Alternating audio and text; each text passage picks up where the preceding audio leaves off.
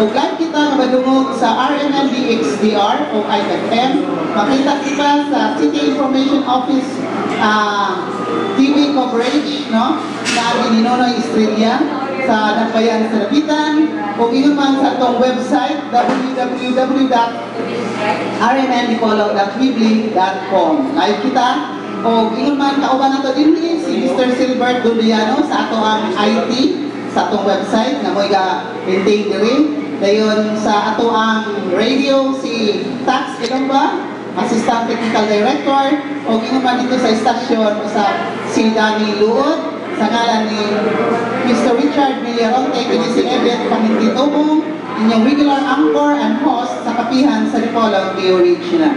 Karong buntaga, Enero 22, 2012, kauban nato ang mga matugpa sa atong mga viewers, no, atong mga listeners ng mga disaster team coordinators, no. Kani atong Domingo, kauban nato ang Dipolog City disaster team officers, kauban ang Dapitan City, o ingon man ang sa Zamboanga del Norte action officer, no. Pero karong buntaga, paano siya? Continuation of our discussion regarding disaster situations, no, preparedness. We will focus more on man-made emergencies. Kaya last week, we discussed about natural disasters like earthquakes, flash floods, and other natural calamities. But this time around, atong isgutan ang bahin na sa man-made emergencies like hostage taking, of course, kidnappings o kanang mga terror threats, no? That is happening all around, all over the world, no? So, dili na to kabuton na abot din si Bakulang sa ato ang God forbid, sa ato ang Nambayan, or sa ato probinsya, or sa ato nasod, kung dili prevention is better than cure. So, kinahanglan nga mag-amping kita, we must be very vigilant, o kinahanglan nga acting kita nga inform sa itong mga officers, bahay specialist, bahay nini nga mga butang na dili na to ang ayan, nga kita ko dili sa ito ang mga dapit. So, karong butaga, kauban na to, first and foremost, I would like to acknowledge the presence of, from Dipolog City, we have Attorney James Aylin Ruiz, ang ato ang City Councilor sa Dipolog City.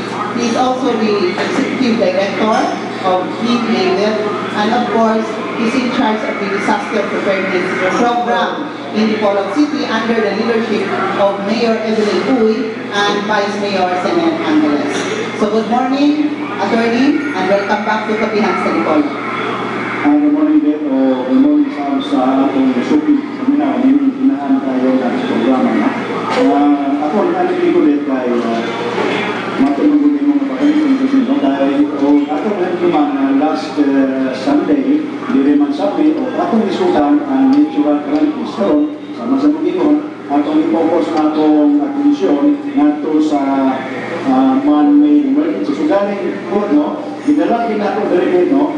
Ang usa sa mga konsyal sa Iligan City, which was affected by the recent flooding caused by Sindong. Galing medyo tragic na nito dito sa Iligan, no? Kaya matagpala nila na itong we get everything straight from the horse's mouth, no? Kaya si Dr. Ruiz, murag siya lang kaya musulti, kaya nagkanto siya mga komitiba na hindi siya mo nag-head, no? Dito sa Iligan. Ang ibang tingali na nakatangkaw, no, sa programa sa ABCD, murag dito siya sa diyan na ako karaman dito itong katangan ng sagot dito sa Iligan City. O mayroong puntag sa atin sa ginapunta na sa ating puntag tulog ka dito, nakatangkaw kita sa muna-una, and eventually sa always prepare for both natural calamities and man-made emergencies. Thank you so much, Attorney James Aylin Ruiz, atong kutsihal sa Nambayan sa Dipolog. Dayon, atong ulahi ang ato ang bisita karong butaga, no? Sa pag-introduce kay kananaan murag nako ni siya o time atong kahatag ato rin isunod dire ang ato ang sa executive officer sa Dapitan City Government kayo guest panelist din ato dire sa ato ang kapihan sa Dipolo, and of course is in charge of the overall mga calamities preparedness na sa kapihan sa Dipolo, si Mr. Alimar Lo. Good morning, Lo, and welcome back sa kapihan sa Dipolo. Well, ang buntag agad, may buntag sa panahon mga kauban, sa atong mga bisita, kung naman sa atong paminaw, sa mga dakbayan sa Dipolo Dapitan, kung sa tibok sa mga Norte. O sa tanan, siyempre, of course, sa tanan atong paminaw, maabot na ng Sibya, may buntag na rin ng laot ng alam sa Pabiska sa Panlawas. Kung manan niya kami, sulod sa mga truck natin, diskot-diskot sa mga butang na nagutan, o may palambigitan, kita o gano'n patiliman. Thank you so much, Lou. O kauban ni Alimarlo ang Chief of Police sa Dakbayan sa Dapitan, si Police Superintendent Glenn M. Dulawan. Good morning, sir, and welcome to Kapihan sa Dipolo. Good morning, ma'am. Magandang taon, lalo na sa mga tigpaminaw na ito.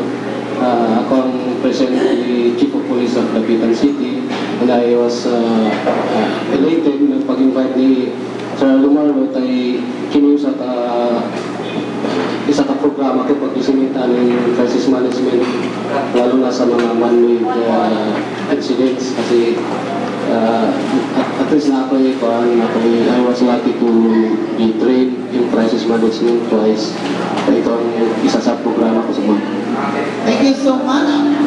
Based on sa Leon Postigo, we have the 10th IB, Philippine Army, in the presence of First Lieutenant Godfrey Pahutan. Good morning, sir, and welcome to Kapihan sa Dipolo. Maraming pong salamat, ma'am. Ako po si First Lieutenant Pahutan, ipadala sa akong Battalion Commander, Lieutenant Colonel Caroline Piang Matuan. Kabase ni sa Leon Postigo ang among batalyon. Then ang among area is from Salog, paingon dire sa Sibutan. Ingon na ang among area. Then daghang salamat nga akong akong ipadala, kita nyo unsay among maingon namo ang among mga programa pag-abot sa karon nga topic na kalamidad. Then ma-inform din gihapon namo ang tanan na unsay atong mga sa threat situation sa atong area, lalo na diri sa mga delo. Okay, thank you so much. We have also with us the Action Officer of the Province of Zamboanga del Norte under the command and leadership of Governor Rolando Villegas. We have Engineer Dennis Tenorio sa Disaster Preparedness Program of Crisis Management sa Province of Zamboanga del Norte. Good morning, Engineer, and welcome back to Kapihan sa Dipolo. Good morning, Ma'am Edith. Sa atong galang kauban karon sa Kapihan, mapasalamatan po sa ako sa paggaling sa atong kauban sa buwan sa TIB, nag-ispan sa atong invitation. O kinaot, kining atong pulong-pulong karon maghahatag kining dugang informasyon sa atong katauhan din sa Zamboanga del Norte. Thank you so much. Last but not least, atong introduce sa ato ang guest karong buntaga, mao ang ikan diri sa Dakbayan sa Iligan. Dayon, he has the authority, the experience to relate to us what happened in Iligan City during the aftermath of Typhoon Sendong, no? So, Dr. Chinelo Ruiz, pinalanggan igsuon sa atong konsyal, Attorney James Simon Ruiz, ani ang kauban ka nato, karubutaga, haron makig himaman, makig tabi-tabi ka nato, makig share information, kabay na sa insimitabo ito sa Iligan City. Good morning, Dr. Chinelo Ruiz, and welcome to Kapihan sa Dipolo. May puntang ni Ma'am Edith. Nagpunta sa atong magkauban ng buntaga o nagpunta sa pagkina ng ngayon si Mayor Edwin ang iyang magkapita si Governor Mayor Becton o si Governor Yemes may punta o sa atong Vice Mayor si Vice Mayor Simon Anilis ang mga kauban nila sa Sangguniang Pangungsod. So sa tanang mga lumunod yung magkababayan ko sa Dakbayan sa Dipolo, may buntag o may buntag sa mga sikbit na mga lungsod, labi-lagot ang lungsod sa Tunyan, Kapitan o Katutunan. Okay, thank you so much, sir, kay taga-dito kita sa Dipolog. So, you are not a stranger here.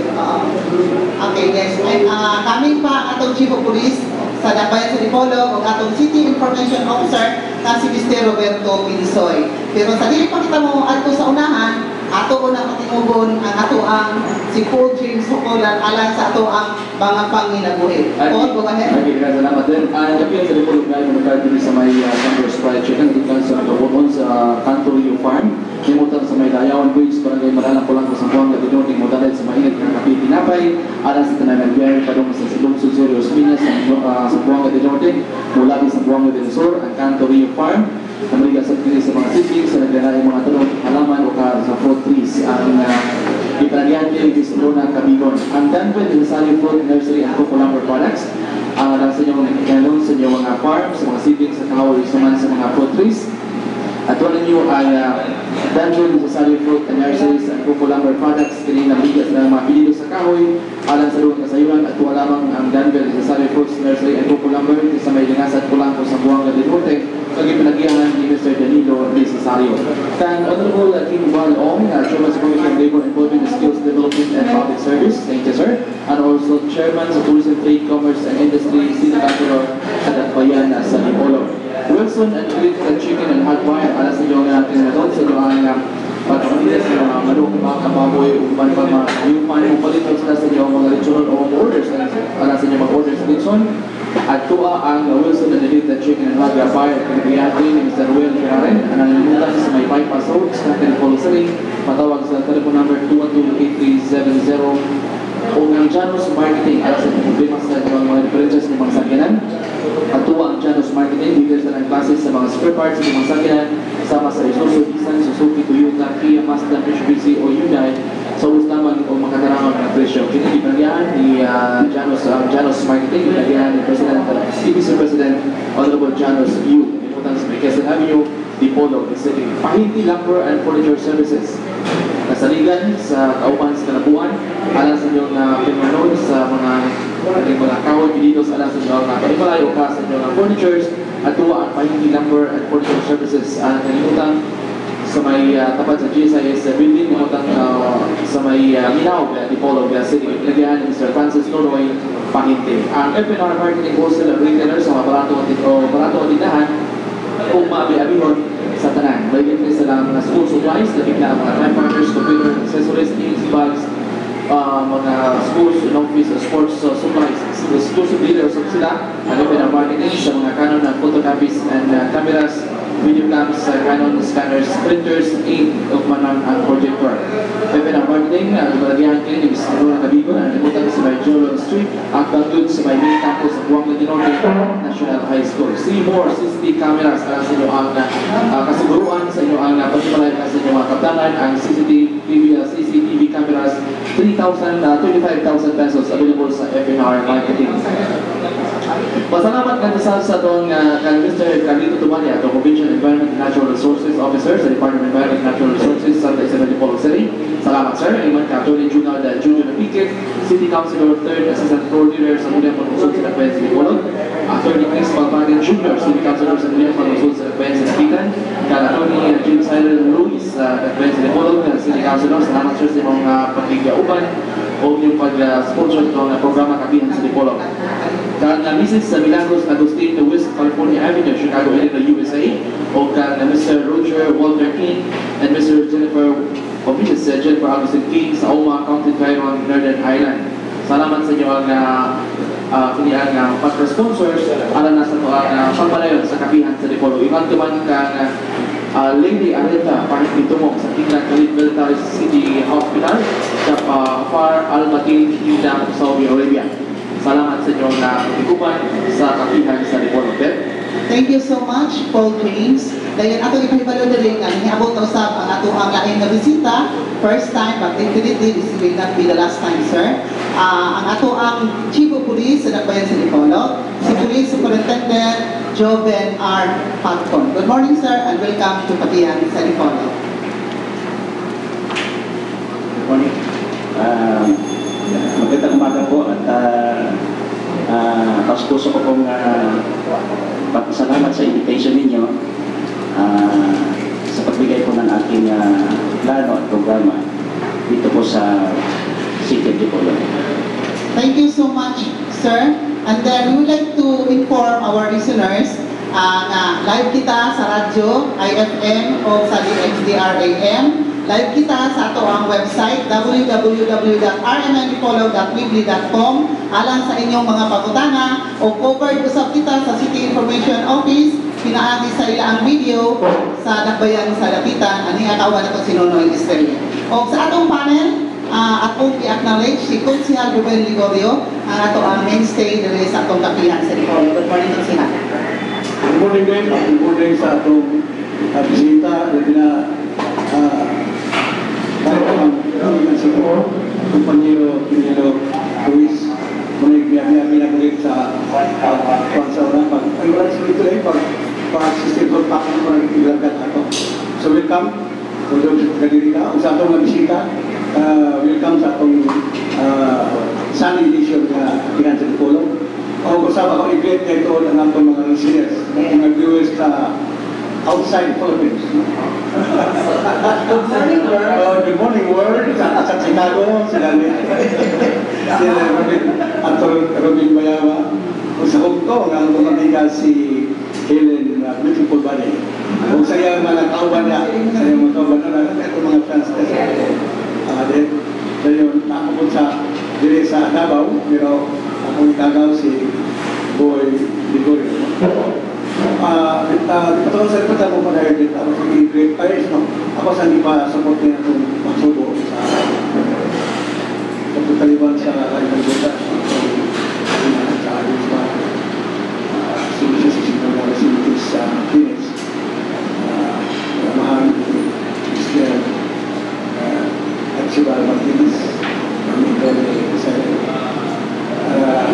italiban sa pagkutan o itong pasabot sa ang pamilya o ato ang yampo kanyang taliwan sa maayon taliwan sa nagbutan taliwan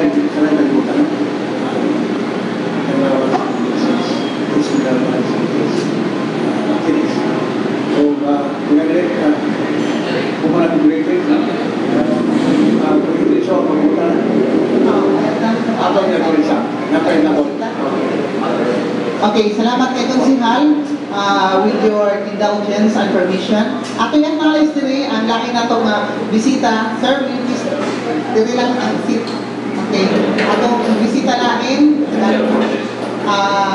Special Forces, si Dennis, will you please introduce the gentleman?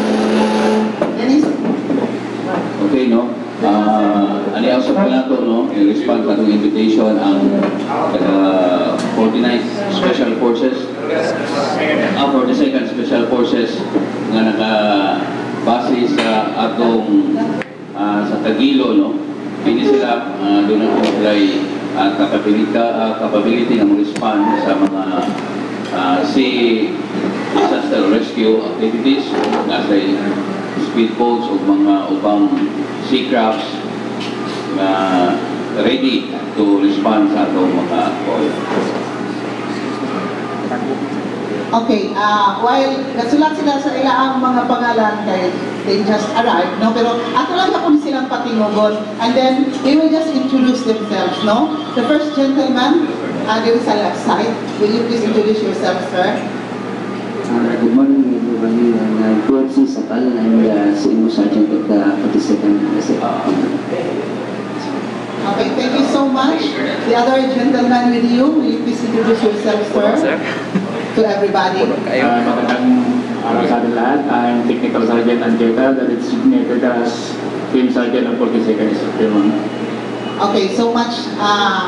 Thank you so much. Atong kauban ko si Edgar Soronda, ato ang panelist diri lain, Edgar, tingog sa kadot kay tang proceed.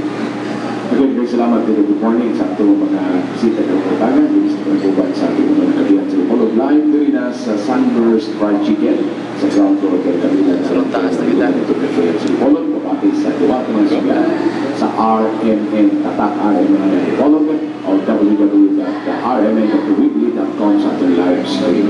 Nato kita sa alas 11 ang nagsasakiran yung sa live na dito na sa Zamora sa Pitan pinagin sa atong city Sa Sunday ba? office sa dito sa mga Hindi na ko antip sa Japan. Okay, so stand by hangtod sa alas 11 alang sa mga medical issues sa pagkakiyot sa pagkakabuban sa pagkakabuban sa good morning. Salamat kayo, Edgar. Consigliere Ruben Ligorio, you are requested to shoot the first question of the day. Salamat kayo dito. Hindi rin makasagot ng mga pag-isita mga Tagalog. Kasi pag Tagalog mo, magka-resolution tayo. Oh, yeah. Atong ipasapol na itong na sa itong bisita. Right? From pamiligan. Di ba mo ito mahigala na ang iligan sa nihalin paghapak sa Bagyong Sindong o sa iligan sa paghaagom sa Katalagman. Kung gani ang ito nakita, kung ito namasa sa mga layaryo na medyo ako kay Daniel sa ang Kapisakitan. Ayaw bang nato ang atong isa sa mga konsyaris sa Kapisakitan ang tagalili usap. Nakuha na naman. Tagaligan, pero nga tagalili po siya dili. Ito na siya nangyayong sa Kapisakitan si Kapisakitan si Honorable Camilo Ochotrina Ruiz. Ako'y po talaga kung unsa naman ang napitan karon, ang miligan karon na nakaulian na ba? Kadapitan mo po ni si Camilo ba? Anibo ko nila kayo sa Dipolog, napitan po miligan. Kumusta man ito, kapanyero ang atong nagpayan siligan? Naulian na ba yung tao ng atong mga kaigsunan ito? O kung saan kapal ang miligan? Recovery sa miyagi hapak sa Bagyong Sindong. Salamat Atty. Ruben Salero. Una po mo at ang kanay kasayuran may tungod sa panghinabo ito sa Dakbayan Siligan. Ako sa isulti ang akong posisyon.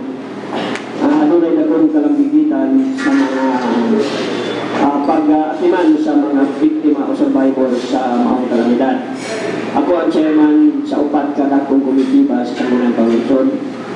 Ako ang chairman sa Health and Sanitation, Environment and Natural Resources, Social Services, and then pinaka-importante yung Committee Budget, Appropriation, and Finance.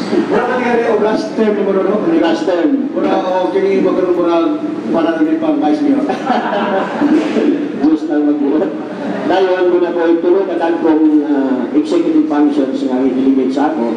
Ako ang focal person sa PhilHealth program. Ako ang focal person sa Early Child Care Development Program. O ako ang vice chairman sa Solid Waste Management Board. Kaning mga komitibaha o mga executive functions mo'y nako kayo involvement meaning atong paglalag. Para sa kasayuran sa tanan, ang maunay na po sa Dakbayan Siligan, ang maong flash flood tungod sa Bagyong Sindong, sukad masukad, wala yun may nabo sa Siligan.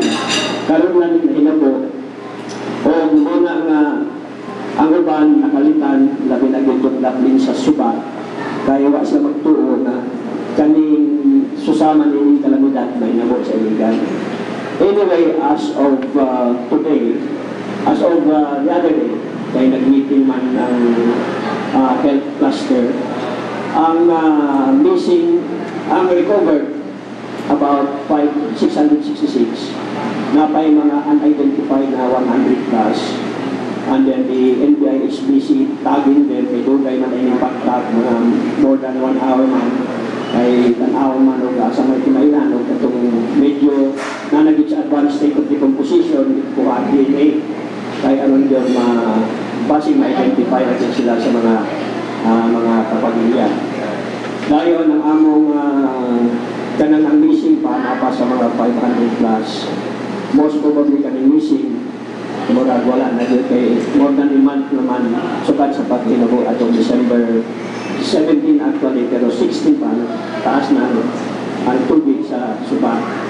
So wala na, nautagang mga problema karoon ng 3 months. By the way, ako kung gusto ipabot sa Dakbayan sa Dipolog, sa mga lumulog yung sa Dakbayan sa Dipolog na Panguluan ni Mayor Ul, o sa mga membro sa Kuminan, headed by Atty. Selena Miles. Pagpasalamat sa Tagaligan, sila kayo usa sa pinakauna na nag-respond sa among hangyo na assistance. Ang una, ang usa ka dump truck ang ipadala na dunay 100 sacks of rice o assorted items like water, canned goods, clothing, o guban pa mga items.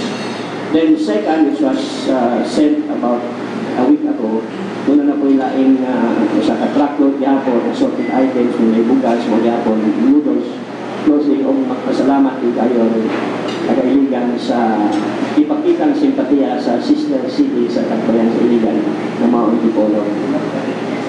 O ang na pagkatong last, by the way, ang kadaghanan tugikan sa SK o sa PNP Antipolo, sir, salamat, no? Kita na ko dito sa sako, PNP. Daghan ito magitan sa PNP. Siguro sir, i-acknowledge na to ang Dapitan City Government at ang Provincial Government of Zamboanga del Norte Yes. na nakahataw ginaparo sa Dapitan City. Ako lang i-sulti itong, ako mismo ang dawat na dito ay tawagan magugo, so ako yung dawat. Pero ang province of Zamboanga del Norte nagpadala po, thanks to Governor Nieves. O ang Dapitan po, nagpadala po, salamat po kang Mayor Alusos, sama ang mga hinabang. Daghan ang katipunan, padala. Kapit na nandiyon sa Tibok Nasor o Tibok Mindanao lang. Padala, Davao, Cotabato, Bukidnon. Kapit na nandiyon. Pero ang pasalamat ko sa Dipolo, kay last session na mo, ang Dipolo ay nagpadala ang resolution. May mga dawat of sympathy to the victims of which approach in reciprocation out of gratitude. Naging po ng resolution, thanking the Poland for being the first LGU to send a resolution expressing the deepest sympathy to the calamity that happened to Iligan. Now, so that may problema karon, sana mo ka problema is of course ang relocation. There are still about 17 evacuation centers o ang mga pamilya na apektuhan is about 2,000. So about 10,000 people na sa mga evacuation centers. And sa evacuation center, daghang yung problema.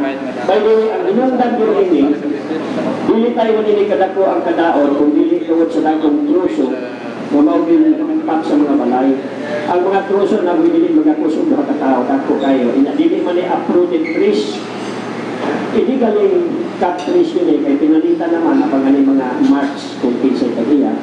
Allegedly, kung ay ginong lakpan dito sa kapit sa taas, sa Lanao Sur, Kapay area, dahil doon na papunturin lakpan doon sa ubos, kung maugay nakahimong na kong kadaon. Kaya ubang mga tao na nakatungtong na unta sa ato, pagkapak sa laking truso, na iwang pusti, na bukag, umauntong adaghan na mapay. Plus, aside sa tubig, yung ibang nalapog tungkol sa mga illegal quarrying. So, tubig, lapog, kahoy. So, kami niya, may unta nga garswing, pero walang man-made na niya. Kaya wala na ning grabing pabutol sa kahoy dito sa kabutiran, o wala yung mga illegal quarrying, o doon naman ganit kadaot, pero diligid sama kadak ini, o diligid sama kadak ang ini na namatay. Ang usa ka isla, itong Bayot Island, mura yung ghost town, wala yung hatiin sa kabalay na natindog, ang barangay Naplanon, kanang along na riverbanks na barangay, medyo yun, na tulog yun ang balay o kapuka. So, muna karoon ang problema ang mga after effects ng mga baha. So, number one is rehabilitation. Ang among walang yung mayor, si Mayor Cruz, among Vice Mayor, Secretary, ako mga Vasconcelos, uban pa mga departamento, nanikamot yun na ma-fast track ang pagsulbar sa mga problema. Rehabilitation, doon ay among i-negotiate na 50 hectares na ipanagya sa National Steel Corporation, na una namong kamo, musugod sila Dasyonin Pago, doon na may dakungkutan National Steel Corporation sa syudad, umahibo Dasyonin Pago, pero amok mag-ipa-appraise kung ilang hectares square meter. Dahil kung bilis na musugod, pwede mag-expropriate sa syudad. Kaya kinahanglan mga tayo, nangita pang now. When you relocate, problema nimo ang basic services. Tubig, mahinti, iskulahan, panginabuhi. Sila po nila yung problema. Dahil, ang problema na mga leptospirosis, rising. Although nakahatag may mga preventive na tambal, na hydroxycycline, 200 mg, kausalain na, o kaguban, amoxicillin. Pero doon ay walong na namatay. Dahil doon ay mga 32 admitted sa ilang hospital. Dahil ang doon ay mga 96 na suspected na naana sa mga balay. Kaya ang diagnosis mga pinibulay, kinangan ng sophisticated na examination kanang bitawag ugma o kanilang culture. So, ibase lang na sa simptoma ang pag-diagnose. Muna, last week, nag-meeting ni sa PhilHealth, kaya una mo, kinangan i-liberalize ninyo ang pag-kuan sa inyong mga requirements. Kaya mayroon mo nga kanang confirm yung lusog gano'n na wala yung kapit maka-avail. So, another problem karon is asa itabay ang mga ugaw sa mga nasa evacuation center. Naiuban nga ay mga portalets, pero umanin ganahan anak mo istat sa ilang ugaw sa portalet. So, nagkuhan nga, mag-ustak ang buwag katuloy ng portalet, kaya lagi na itong ugang natatli sa suba, gusto nila at tunan sa suba. Sa mo tamang kaproblema nga ni na nakoy kaso sa typhoid fever. Nang dengue o tayo, kay tulog kay ang tubig mag-ubuligaw. Ang inisip ko na mo, magiging na sa kagaw sa virus ng dengue, hindi na siya isuhugaw na tubig. Gusto niya clean, stagnant water na sa mga itlog. Social na naman ginigil-isip yun. So, kayo ba man ang tubig sa bato, wala kayo ang dengue. Ang problema din ang leptospirosis. Kaya umabot na niya katong grabe na katong itawag virus disease na nanay magdalat ang mata, pahamit, murihin na murat ulo sa tsaon. Di ba po, medyo grabe-grabe na o muna lagmit na matay din ang kasakit. So, kanala siguro sa pagkakaroon, may mga pangutan ng lugar akong tubatin. Napulungan ko din, kumusta ba ito mga lapwis na biktima? Sa mga tao dito o tinagawa na ba yung ulang uusap naman sila sa mga center? Asan na sa espinata o lagi mo hindi nga dapat na ihasay pa utang? Kaya nalaman ko lang sa una, parang diyan ko sa mga espinahan. Pero kung saan mo sila, asan sa kayo? Ang dito sa sulan sa una, sa IIT, sa City High, muna kami sa simbahan, ipagbanin nato sa mga gym. Dahil katong pwede na yung mga kauli, among lipan na uli na sila. Sa pagkaon, murang wak ay problema, daghan ay bugas. Kahit agilis kadaghan doon sa nanghatag. Sa mga sanina po, wala po yung problema, daghan po kayo. Dahil mga sudan, daghan po. Ang problema karon financial ka po, kwarta. Kung saan pagtupok sa ilang balay, o pang paminangan. So, at this point in time, what is more important sa sila is financial assistance. Bugas, daghan po kayo ang bugas na nabot. Ay, imagine, sa development na 100 sacks ang una. So you can just imagine all over the country. Plus na pa yung national, international NGOs na naghatag pareho the other day katong World Without Borders, no? Or in French, they call themselves Medicine Sans Frontières. Ang nagkuhan po tabang. Medical missions, kapit ka naghan po mga doktor. Tambal, naging tambal. So, maay kaya ang response. This is one time when we have really shown how united we are as a people at times of calamities. So, nga ito lang karoon siguro, hindi na mausog, o kanini ang prevention, manino lang na ikumpikan ko lang yung magtinabagay. Kung sunod na ito ang Republic Act 10-121 or Disaster Risk Reduction Management Act. Aron okay, thank you so much, Dr. Chunelo Ruiz. Ang ato ang bisita ng Kunsihal ikan sa Dakbayan sa Iligan, and then we would like to acknowledge the presence of another guest, no, from the Provincial Office of Philippine National Police, no, under the command of Provincial Director Colonel Olpiano Lopez. We have with us Colonel Gideon D. Good morning, sir, and welcome to Tapihan sa Dipolo. Good morning, Madam Source. Madam Officer. Okay, kadyo na kayo. Istorya karon. So, atong, karon, this time around, Kunsihal, atong siguro unhon o pakiginabing ni mga military officers ni kauban nato dire, and then we go to the policemen, and then the of course the civilian na dayon nga mga guest really, okay. For the very first time kauban na nato ni mga military men dinhi sa atong Tapihan sa Dipolo, O harap ibawan usab nato unsa ang ilang kalambigitan panahon sa mga kalamidad, especially so based sa pakiginawin nato karon gipaambit ni Dr. Chunilo Ruiz ng Tabon Kusiligan. I'm sure and we know that for a fact nga ang mga military, gawas mga pulis, mga civilian nakatabang gyud dako sa panahon sa kalamidad o hangtod gihapon karon, no? So we'll start from the 10th Infantry Brigade based sa Leon Postigo. Dili lang kabahin dito lang sa ato ang disaster sa panahon sa mga bagyo, mga flash flood, kundi we will focus more on man-made emergencies, no? Calamities like hostage taking, kidnappings, and terror threats, no? Na ubos din sa inyo ang mga operations, no? So palihog daw Lieutenant Desiree ang atong mga katawhan. Maraming pong salamat ulit, ma'am. From the sa terror, ma'am, sa amin, ma'am, yung area po natin, ma'am, is confronting CTF, wherein yung nasa area po natin, ma'am, sa area po namin ng 10th IB, ma'am, is the Sikong Feliciano. Then Sikong Feliciano, ma'am, as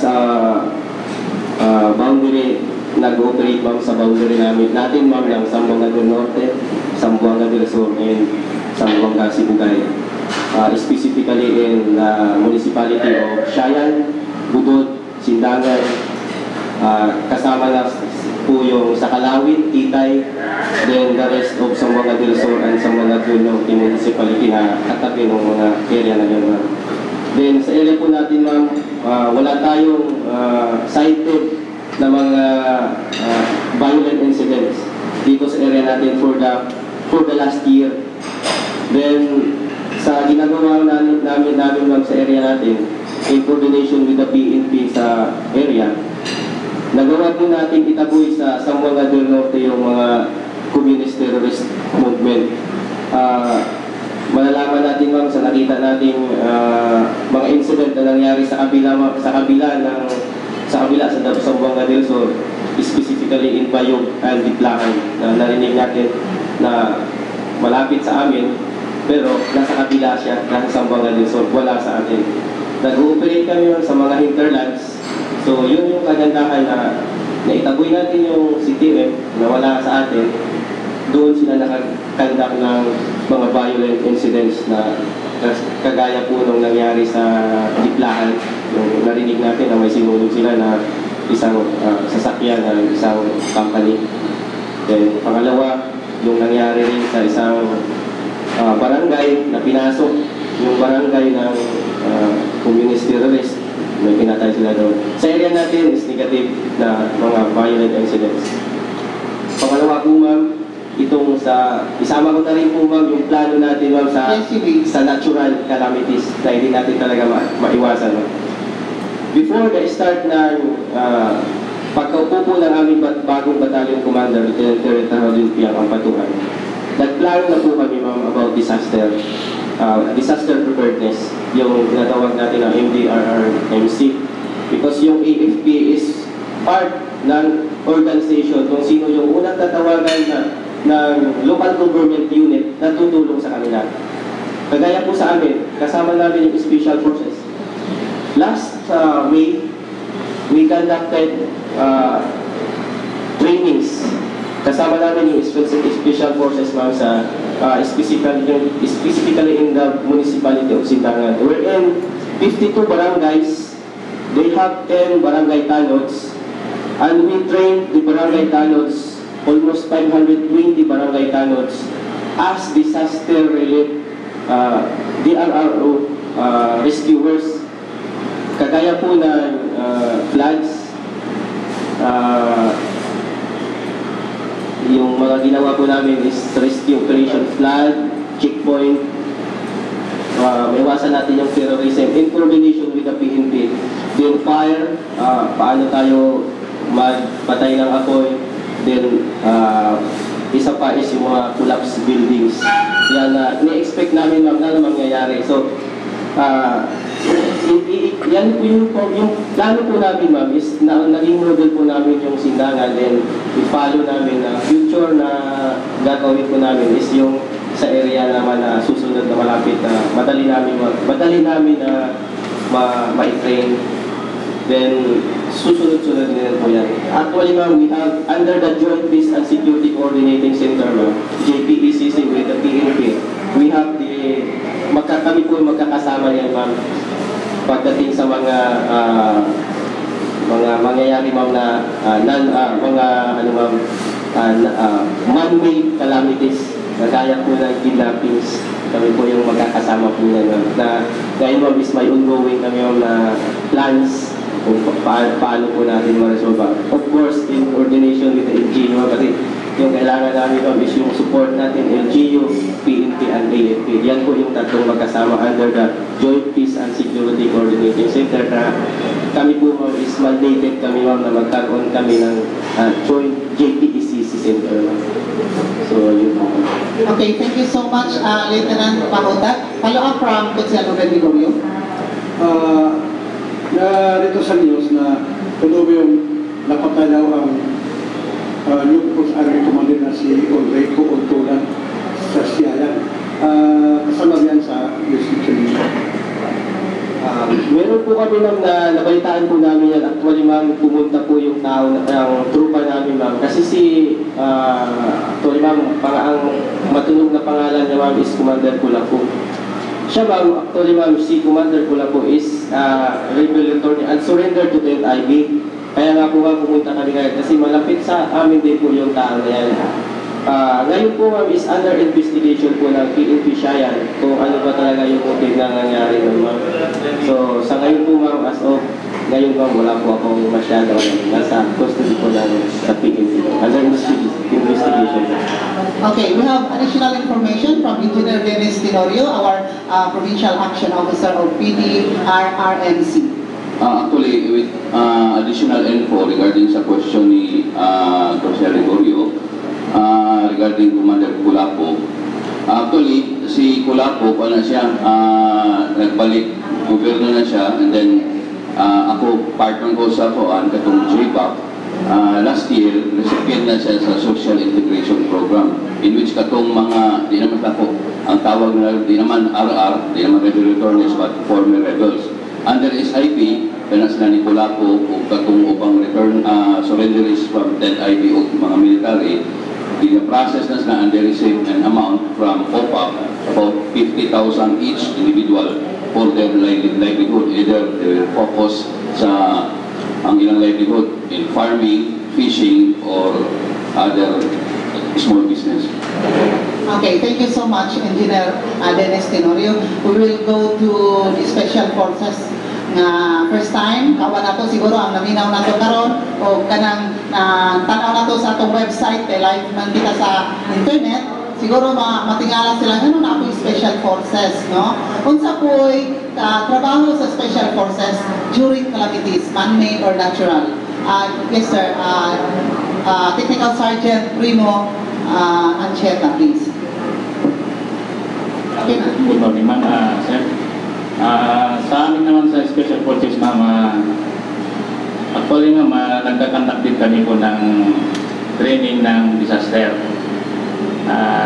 Although, kinandak din namin po yung hindi lang sa local NGOs, pati yung mga kasamaan din namin sa in-arms. Actually, ma'am, one po kami sa disaster. Yung unit namin, ma'am, galing din kami sa Luzon. So, yung primary mission namin doon noon, kami po ang tinatag ng rescue unit ng buong Philippine Army. So, handa rin kami po na tumulong dito. Actually, nung Bagyo Sintong, nakapandin po kami dito sa may Kapitan, sa Barangay Torno, Bilaya at saka sa Burgos po. So, yun pa lang naman ang muna namin kung dito po. Kayo yung sumakay ng yung speedboat? Opo, sir. So, sa tulong din po ng government ng Kapitan, so sila po ang nagkuhan sa amin at saka yung 10ID po, yung 101 Brigade. Sila po ang nagdirect sa amin. Tungkol naman po sa iyo pa namin na mission namin po dito, yung more on coastal areas po kami. Pero yung unit namin po ay riverine. So, hindi lang dito sa Dapitan, dito rin sa Dipolog po, mayroon din kami unit dito sa Rojas, saka doon sa Sindangan. So, kasama din namin po si Lieutenant Pautag daw siya kasi may team po kami na isa doon. Bali, may 2 speedboat doon. Available po yun para sa atin. Pati rin dito sa Dipolog, 2 rin po. Sa Rojas, may 2 din po speedboat po doon. Then, dito po sa may Tagilon Dapitan, bali 2 po na speedboat. Bali, lahat po yan ay may 2 kaming double engine na 90 horsepower na Mercury. Then, may 2 pampot po, pang transport ng personnel. So, wala pa man akong gaano dito sa kasi bago pa lang po ako rito. So, hanggang doon po lang yung aming gaano. Maraming salamat. Okay, sir, follow up lang po tayo ng question before we go to Police Superintendent D. Do you have special forces team assigned in the 3rd District of Zamboanga del Norte, specifically Tripol SB, Siobon, Sibuco, Sirawai, and Baligyan? Because you are based in, you are concentrating on in the coastal areas. How about piracy there? Okay lang, mayroon po kami unit po doon na 16 company. So, na-assign po sila doon sa DPIL, yun ang headquarters nila. Pero mayroon po doon sa Triple SP na team doon po na naka-assign. So, 16 company po under po rin na 46 battalion na nakabase sa Basilan po. Thank you so much, sir. We will go back to you later. Dito si Police Superintendent D, representing Colonel Piano Lopez. Sir, yung nangyayari doon sa Triple SP related to my question to Ancheta, yung sa Baligyan na nangyari doon, di ba, merong kunting encounter doon. I think it's about piracy. And also the update regarding doon kay Commander Pulaco, as mentioned earlier by Lieutenant Pahotag and Engineer Tenorio. Will you please enlighten us regarding this? Magandang umaga, madam, sa ating mga tagapakinig. Ito pong nangyari insidente sa Baligyan involving PNP and grupo po ng organized crime group, mga pirata, kung saan ay, ito siguro tinatalakan yung isa kung saan ay nalagasan kami ng isang person. Isa po, nangyari po kasi rito ay nasagupa ng tropa natin sa nagkakandak po ng patrol dahil po sa instruction na rin ng mayor ng Baligyan. Responde po sila sa insidente ng piracy. Hindi po nila alam doon na katatapos lang po ng bakbakan ng Philippine Army at saka ng pirata. So bumalik po yung mga pirata. Alam na po yun, nasa SOP na po yun ng kasundaluhan natin na magpe-prepare sila sa anumang reaksyon ng mga pirata. So, balik kami po ang naipit doon. Dahil nung bumalik po yung mga pirata, ang nandun sa pinangyarihan lugar ay yung mga pulis. So, doon po nangyari yung encounter kung saan po tayo ay nalagasan ng isang taruhan. Okay, how about Commander Polanco? What's the update? Sa kasalukuyan po ay nagsasagawa ang local na police ng investigation sa tinuturing po namin na liquidation dito kay Commander Polanco. Hindi po natin masasabi sa mga oras na to kung ano po ang motibo, pero marami po kami ang gulong tinitingnan para po sa bigay na solusyon sa incident dito. Thank you so much, sir. Before we will proceed, we will acknowledge first the presence of our City Information Officer of Bacolod City, Mr. Bernie Litsoy. Good morning, sir, and welcome back to the PNC Report. Yes, good morning, Ma'am Edith, o sa atong mga nagdumala din yung mga programa, sabi na sa atong mga guest o pero butaga, malibay mi na part ko na sa discussion about disaster risk reduction programs. Thank you so much. We'll go to the City of Bacolod. our newly elected Chief of Police. Installed, na? Permanent na. Oh, I see, okay. Hopefully, permanent. Okay, so, Police Superintendent Joven Parcon. Okay, sir, how prepared is the city police of Dipolog when it comes to terror threats, kidnappings, hostage taking? Because we know from experience doon sa Manila, nagka-bulilyaso yun, merong maraming patay, so God forbid, we hope that it won't happen here in Dipolog City. So what's the plan for Dipolog City under your able leadership? Sa ulit magandang umaga po sa inyo lahat. For your information, for my 14 days in service here in Dipolog City, based on my observation and assessment, Dipolog is very peaceful city. So far, yung mga nagtapo diri sa Dipolog City, except doon sa meron tayong incident na involving foreign national, but that case is already considered solved. So aside from that, yung observation ko dito sa Dipolog City is yung mga crimes dito is very minor, is only petty crimes. So walang mga major incident na nangyayari because of the implementation of police visibility natin. So yun ang sinusuportahan ko na programa ng dating Chief of Police na paigtingin ang ating police visibility, kasi ito isa sa mga program din ng ating PNP talaga na paigtingin natin yung ating police visibility, kasi isa ito sa mga maka-solve ng problema dito sa atong syudad. Serve as deterrent sa mga criminals natin. So ito naman yung sinasabing man-made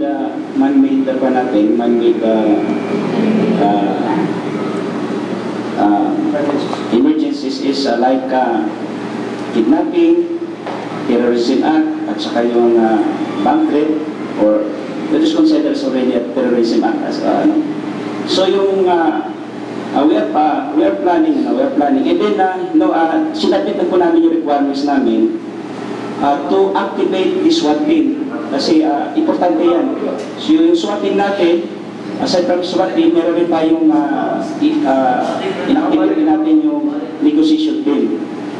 So sinabit na po natin, and then for the final disposition of the city government.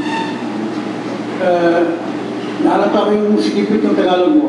You are from Parentay. Mahirap yung Tagalog. My parents came from Pututan, Iloilo. And then I was born in Region 12, South Cotabato. I see. Kaya medyo yung salita naghalo sa Ilonggo at saka Cebuano. Kasi ano pa yung Tagalog ko sa'yo eh. Kaya yung yung programa ni Chief Mapano, yung maganda yun, to eradicate sa mga drug users, ano ba yung tanong ngayon? Yes, kasi medyo, wala na mga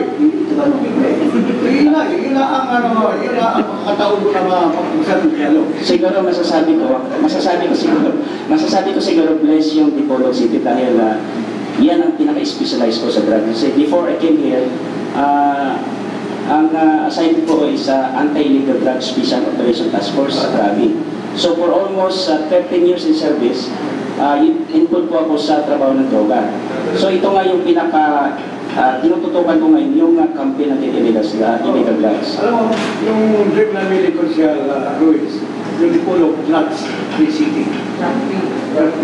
Yes. So, I hope na pagkadahin mo, pasan mo, yung pag-implement, pagdating ng mga drug user at Actually, sir, we are strengthening our intelligence effort, no? Yung mga intelligence network natin. Kasi sa trabaho kasi ng droga, pag wala tayong network, mahina yung network natin, hindi tayo makakahuli.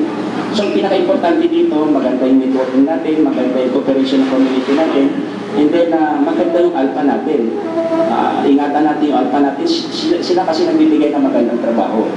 So, sa sunod siguro na talakayan, ibibigay ko sa inyo yung routine ng kung saan nanggagaling ang droga, paano dinedistribute, at sino yung mga taong pinakatiwalaan na which is yun talagang nakakasira sa atin yung droga. So, yun lang po, ma'am. Thank you so much. Rejoinder coming from Consihal Ruben Ligorio. Excited, Luis. Si Colonel Parco, medyo bago pa man siya doon, no? Actually, during the time of Police Superintendent na Makla, ang konseho, no? Kubanin atong pangkitan patugan o makikipon siya sa itong nilubiloyo. Ipasar kami resolution, no? Ang title kay, ang pagmatahan na ko din, no? Mara og focused on itong hitabo bitaw sa Kilino-Grants, no? Kung sa'yo atong mga pangandam, nagkatungkol ang hitabo dito, no?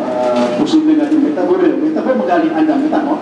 Nagpasar ang atong sangunang panglungsod o resolution, no? Of course, I sponsored the resolution, again supported by my good friend, Attorney Ruben Ligorio. Ang resolution nga ng title, resolution requesting Police Superintendent Ronaldo Macla, Chief of Police of Bipolo City, to provide the sangguniang panglungsod of Bipolo with a written report on the existing readiness of the local police force in coping with emergencies similar to the recent hostage situation involving a bus with foreign tourists at the Quirino-Grants area in Metro Manila, including the operational capability of our SWAT team, problems and deficiencies noted, and recommendations for overcoming such problems and deficiencies in the possible legislation. Kung tinuod man, si Chief Maclang, may tubagin siya, no? In fact, niagyo niya, makita nato kung usay gihimo sa atong kapulisan under the supervision of Maclang, may tungod niining puntuha, nakita nangandam yun of the remote, heaven forbid, no? Possibility na dunay similar na nahitabo dito sa Kilino-Grants o kaya man si Pagkon katong SWAT, no? Iya din ni apil sa recommendation nga matagpan ni si Pagkon na dunay walo ko nung 8-men SWAT team dire sa Dipolo. Although sa ato na previous na panagkabilbo din, ang neskutan na usa sa problema is ini SWAT team maha-assign sila in lugar. So, bungkap ang atong SWAT team. Hopefully, this will not happen now.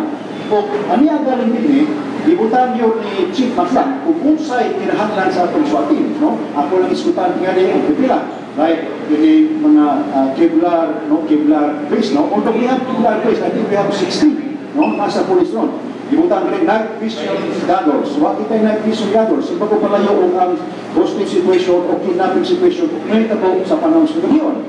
Dunay, ibutan, gas mask, tear gas, smoke grenade, plastam, naspam. Iyagalin po rin ibutan yun, no? Sledgehammer.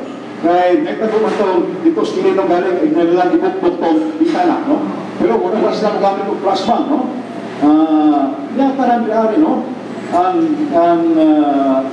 kahimanan sa atong SWAT na kinahanglan rin sa Dipolo o kinigaling sumiter na naman ni Mayor o understudy na, no? Hopefully, no, di kong naitabo ka ng naitabo dito, no, Dipolo, naitabo mo galing, ang damta, no? O gusto ko si Chief Parcon, magkukumangkon, no? Apan, hindi sa report ni Maclang, kumpito yun, no? Kumpito rin, ako lang galing diskutan na ari nga, na siya mga combat reconnaissance, visibility patrol, no? Diskutan sa ang civil patrol. Kaya doon naman tayo regular or quarter group, hindi na sa garas, no? Doon ay mga regular conduct of defensive, offensive, and security details. Kaya lang diskutan tayo, kadang para pag-uulong. Usman ko, no? Hopefully, kay ang ato na Cebu Police, no? Si Colonel Pacor, no? I think his reputation precedes him, no? Na may siya nakimaglibutan, especially on drugs, no? Because po as the executive officer of Team David na as police auxiliary ko, we are always supporting the efforts of the police to red Dipolog City, no? Of these illegal drugs, no? O nalipay na, while of course, the David has been much maligned, no? Pero at least with him, as the police auxiliary group, no? We have them, the PNP. Thank you. Yes, sir. Thank you so much. Is there an assurance coming from Police Superintendent Falcon regarding the discussion aired a while ago by Consihal Ruiz? Rest assured sa atong komunidad that I will give my full support to the programs of the government. Okay, thank you, sir. Anything you can add, our information officer of Dipolog, Mr. Roberto Binson? Thank you, Ma'am Eli. Speaking about incidents like the Quirino hostage taking, I would like to point out also the critical role of the media. So, being the city information officer of the city, I would like to get in touch with our press club on coming up with a specific protocol also on the reporting of such incidents. As we have, if we can recall, there was a great discussion about the aftermath of the incident, blaming sometimes the media about in Manila, about their role in the reaction of the hostage taker when he saw that his brother was already being tied up and some arrested. So that's why locally, I would highly urge our press club together with our stakeholders in the media to come up with such protocol. Pwede supayan ako, no? Actually, no, doon naman tayo mga basis, no, sa pag-counter na ito ng mga terroristic acts, no, o during the so-called reaction phase, no, actually, upat na nakating, no, we have the negotiation team, we have the operations team, we have the services group team. Usama yung team is the public affairs team.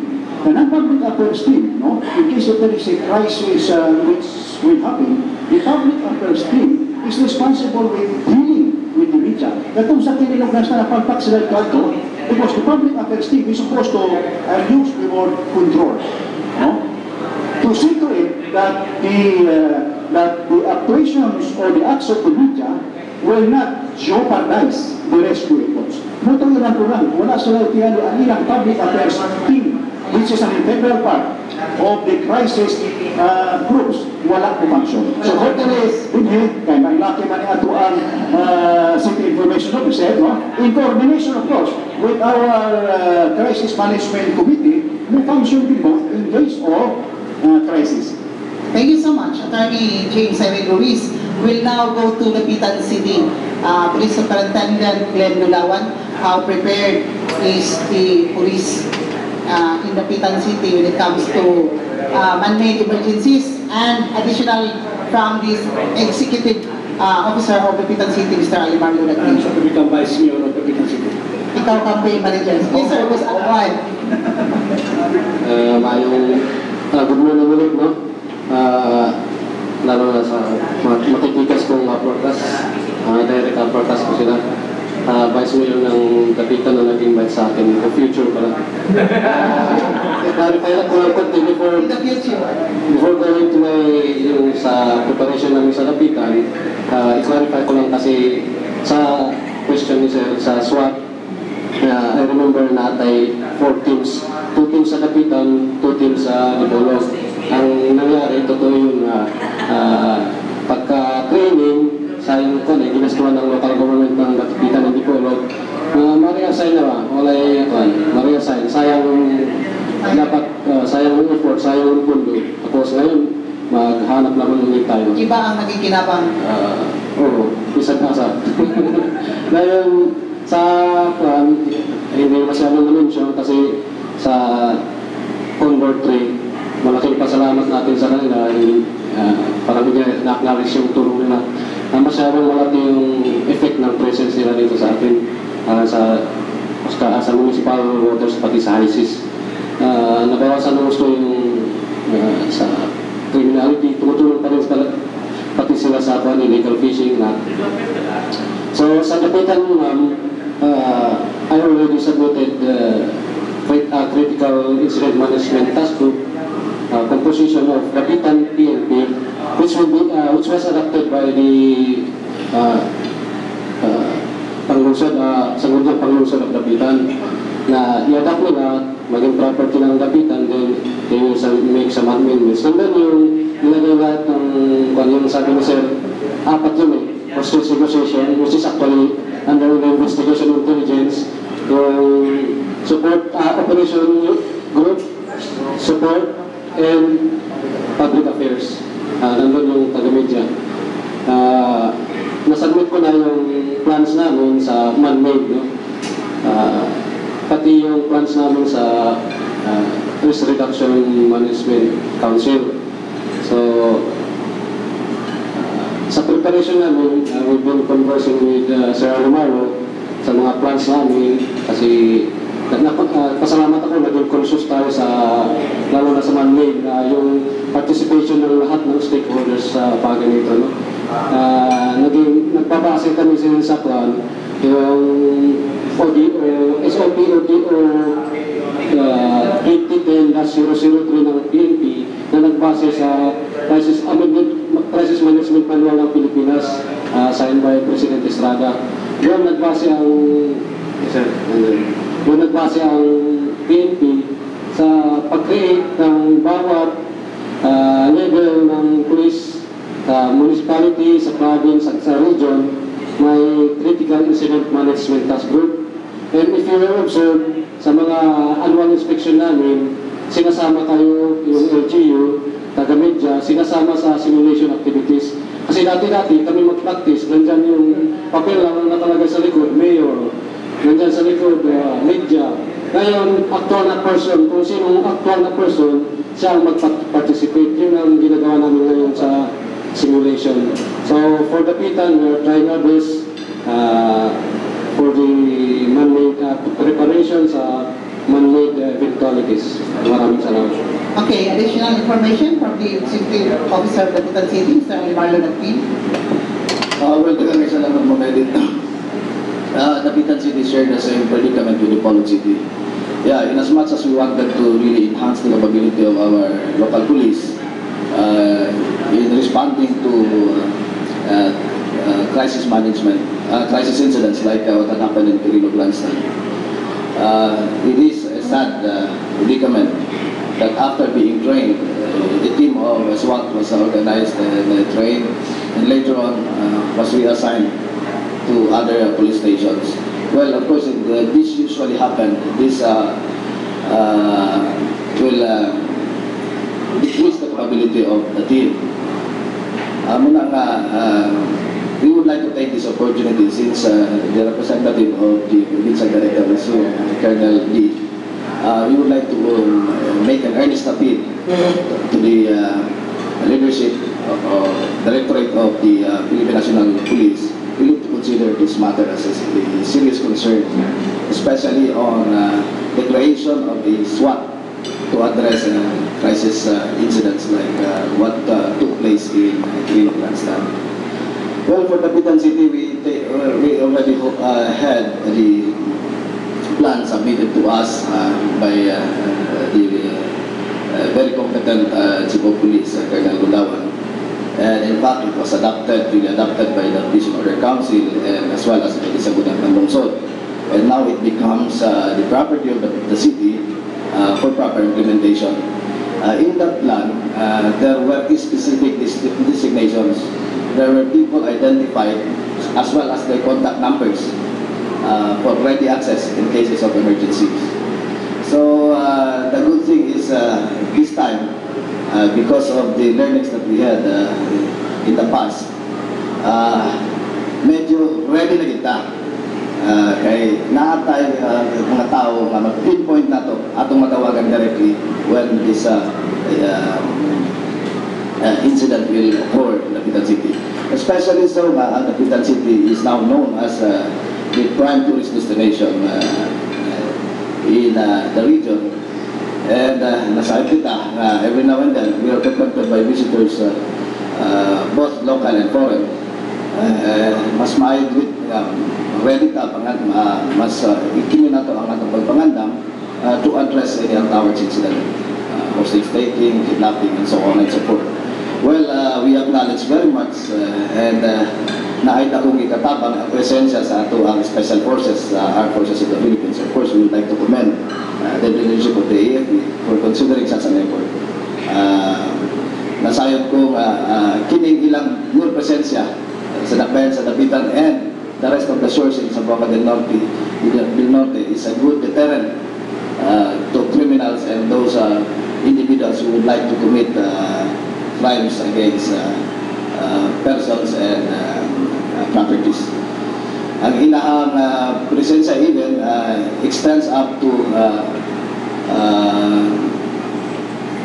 helping the local government unit in implementing the local fisheries laws, such as monitoring the illegal fishing activities in our shores, in Dapitan, and as well as the rest of the Zamboanga. So, tingali, with all these efforts, capabilities of each of the institutions, the PNP, the AFP, the LGU, and the rest of the civilian volunteers at the mga NGO, which we also acknowledge, I think we'll be ready to fight any untoward incident that may happen in the Dapitan City. In that forbid. Thank you so much, Alimarlo Dagping. We will go now to the province. First, to kang Colonel Gideon B. Ang capability sa preparedness sa PNP, no, sa inter-province value coverage, like simbato lang mahitabo kung sa Syokon, no, kagisulong dito daghang nangamatay anak. So how prepared are you po daghang ka ito, no? Pila na ko pa years ang nahitabo. So Colonel D.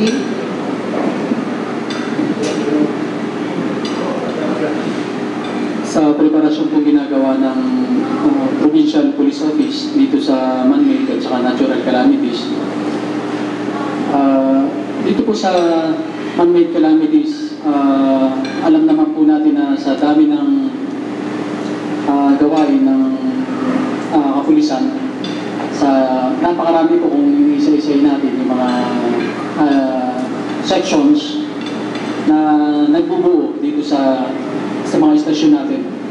Hindi po natin maiwasan na sa kakulangan ng tao, ito pong SWAT ay mapipirata. Aminin po ay hindi lang po sila stay na SWAT. Minsan po ay nagagamit sila sa patrol, sa traffic. Dahil lang po sa kakulangan ng tauhan natin. At hindi naman po natin pwedeng dahil SWAT na lang sila, hanggang doon na lang po sila. At nangyayari rin po ito na dahil po sa paglipat ng ating mga kagawad ng ating kapulisan sa ibang lugar, hindi naman po natin may pagbabawal yan, ay nasisira po yung team. Yan po isa sa kadahilanan kung bakit gusto po namin i-upgrade yung training, refresher, saka magkaroon po tayo ng mga bagong organize ng bagong teams ng special weapons and tactics teams, at saka yung may upgrade po yung mga equipage nila para po mas mabuti namin ma-address yung mga situation, yung mga incidents na ganito po sa man-made. And sa ano po yun ma'am, sa Syokon, I understand ito po yung man-made din ito. Kung sa atin lang itong kapulisan ay hindi po natin mabibigyan ng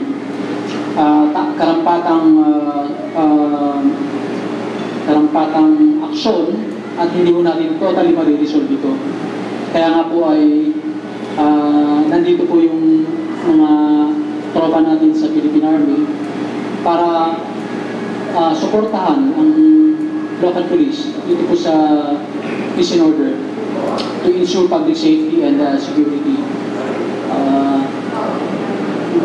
Pero nga po, nasabi nga po natin na malaki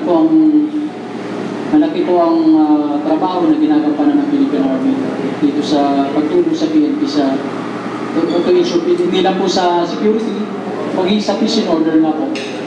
Napakalaking bagay po ng papel na ginagawa nila para matulungan po ang tropa natin sa PNP. Pero rest assured po ay tinitingnan namin sa administrasyon ng probinsya kung ano pa po o paano pa po natin mapapalakas yung mga programa natin para po mas epektibo po natin mabigyan ng kasagutan itong mga requirements dito po sa man-made and natural calamities. Thank you so much. Pangutanang gikan kan po si Ruben Ligorio. Follow-up lang. Yung problema natin sa SWAT team. According to Councilor Luis, sinipulo ato ng mga nagkawatak-watak yung membro sa SWAT team. E paano yan para resolve natin? E kung sakali may mangyari ito na sakuna, man-made, escape-taking, si Paco Palawon, Palayo. How can we address this? Can we not train each and every policeman? Kahit na hindi sila biguro, i-upgrade lang yung nila, yung shooting, gano'n. Parang, if ever, things will happen like this. Yung maganda natin makuha sila. Kahit na hindi na sila masyadong kahit na hindi masyadong expert, pero kung may fundamental knowledge na lang sa yung mga kalibangan natin.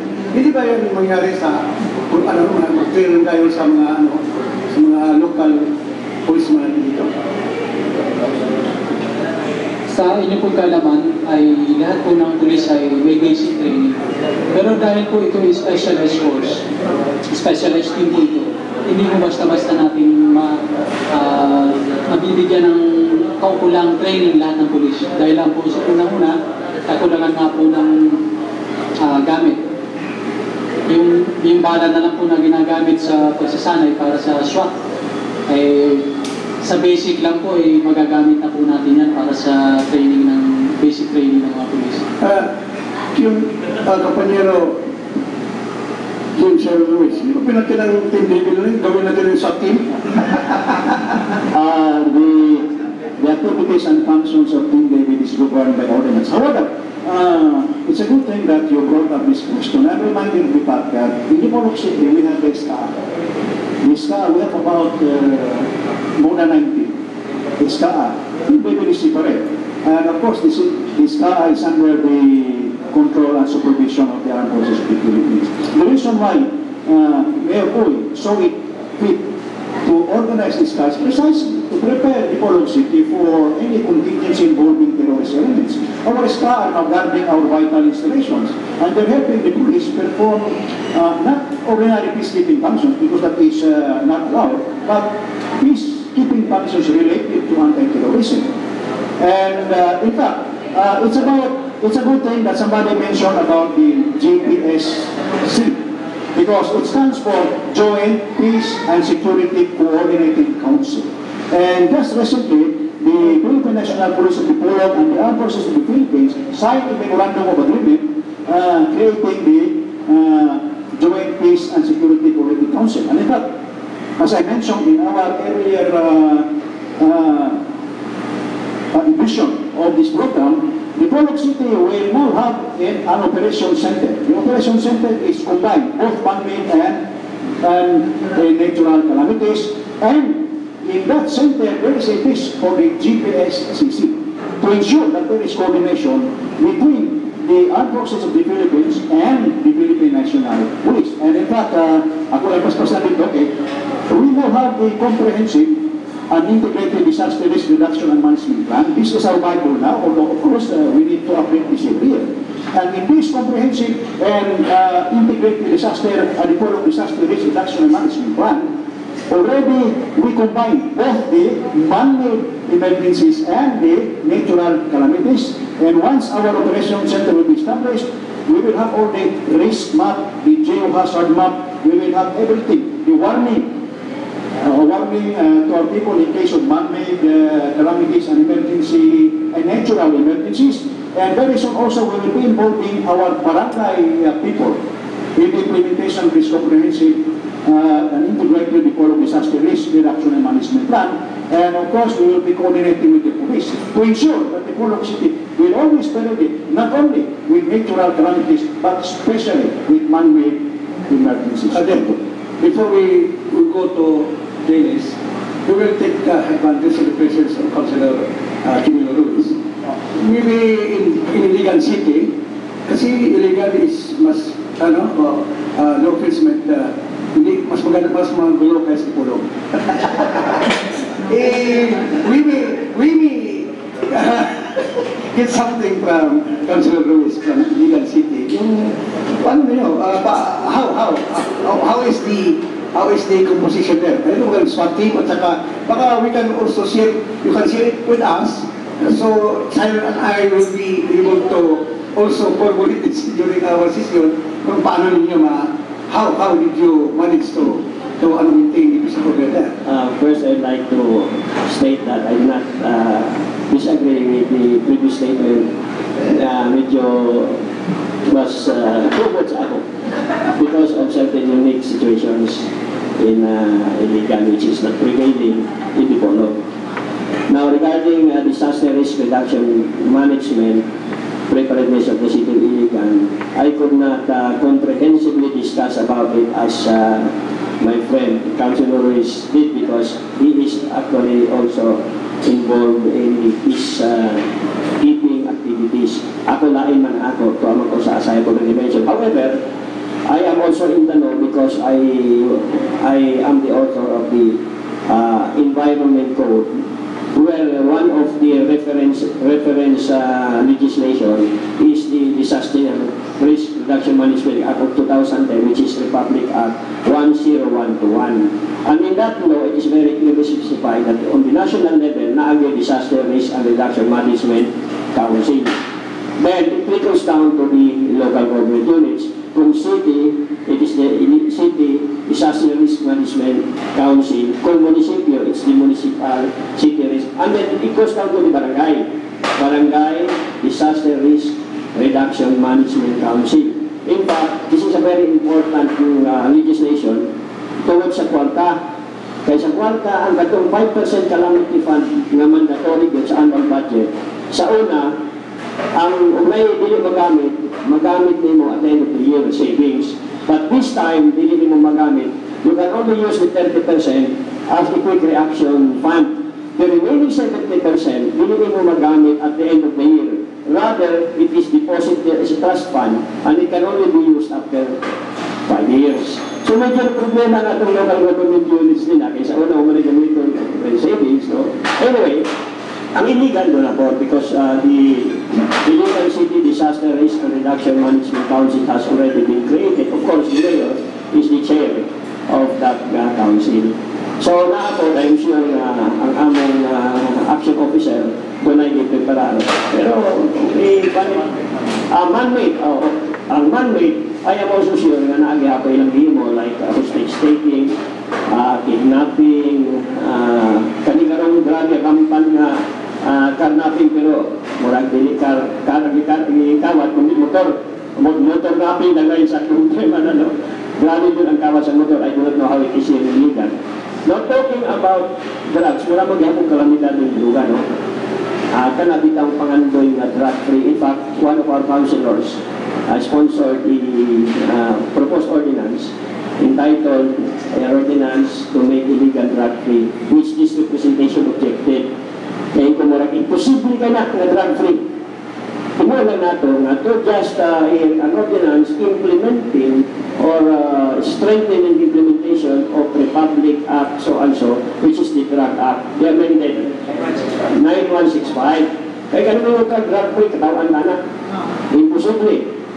We can just minimize. Now, there are two-prong approach. One is the reduce the supply, and that is the job of the police and the law, and reduce the demand.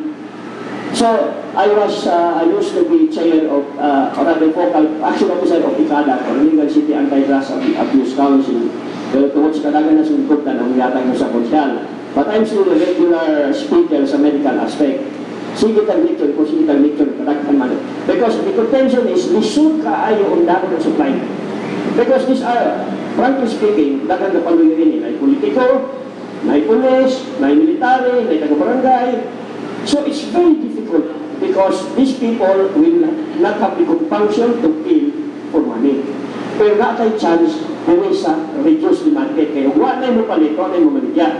So, di na ang among aggressive yun. And that campaign, religious to try to convince people not to buy. Because if there are no more buyers, I repeat, there will be no sellers. So, sa amo muna ang among may tungod sa lugar ko lang nalakbitan no kay kalamidad ng yapon, even worse calamity. Sarap niya kasi mo nito kasi makuha ko na ako ng gamay niya sa data ko sa no. Pero o karon pa ko kabalo ba. Ay ito kasi itiwa na. So, Sir Luis, we will In fact, starting this month, we will be conducting already our massive information drive in schools and other sectors of the city, in coordination, of course, with PDEA and the PNP, regarding these illegal drugs. We will be going on a massive campaign. No? Kaya sama sa iyon sa akong ambungan Itzol, apang ambungan siya itong Nilulyo, kinahanglan yun nga, ang kining user po, no, wala na magamit. Pero nag-supply po, wala, no? Thank you so much, Attorney James Irene Ruiz. We will now go finally to the provincial government of Zamboanga del Norte. We have with us here Engineer Dines Tenorio, who will also enlighten us about the preparedness of the province in times of man-made and man-made karon man-made emergencies, no? Manatas natural. Okay. Okay. Thank you, Ma'am. No? Generally, sa atong province of Zamboanga del Norte, it is peaceful.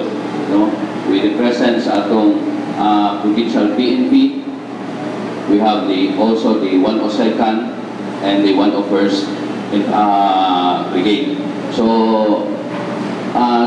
we have sa province with the leadership of Governor Nieves, we maintain coordination, no? Healthy coordination with the AFP and the PNP.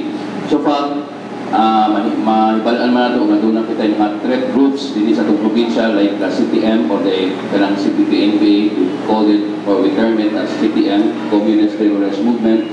Also sa southern part na to, naatay mga tulog municipalities nga dunay base camp sa MILF o MNLF. Although MNLF, wala naman na siya hassle kay doon na naman tayo disagreement ana. Although doon ay isolated nga po, doon ay isolated na itabo, pero readily ma-neutralize na siya. Ang concern na to regarding anang man-made calamities kay whenever there is a man-made calamity brought by armed conflict, maybe doon na yun tayo matawag o ka ng mga evacuees o mga displaced. Muna i-deter na to in internally displaced person. So, muna itapamuno na to. However, with the active participation sa mga ka-armed sa PNP and the armed forces, munang peaceful rin kita. In fact, last year, ni-istorya na mo si Colonel Jet Pilarmino, ang 101st Brigade Commander. Lingon siya na ang munisipyo sa Sibutat, i-turn over na nila under the supervision to the PNP because the term is as insurgent-free.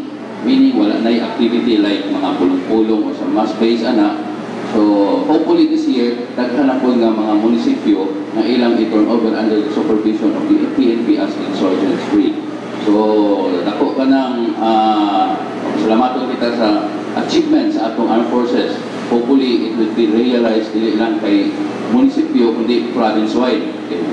Kita man po yung mga recipient, And also, pasalamat usap kita nga doon natin nabutang ng special forces strategically located in Tagilon or Dapitan, Dipolog, Ruha, Sindangan, and in Siraway. And also, kita sa probinsya, we are readily responsive, no? In fact, karong February 7, I'd like to invite katong mga members sa Peace and Order Council na doon tayo imuon nga first quarter Peace and Order Council matakol diha unsay atong plano for this year ug unsay atong supposedly i-create. Okay, salamat David. Good morning sa mga bisita.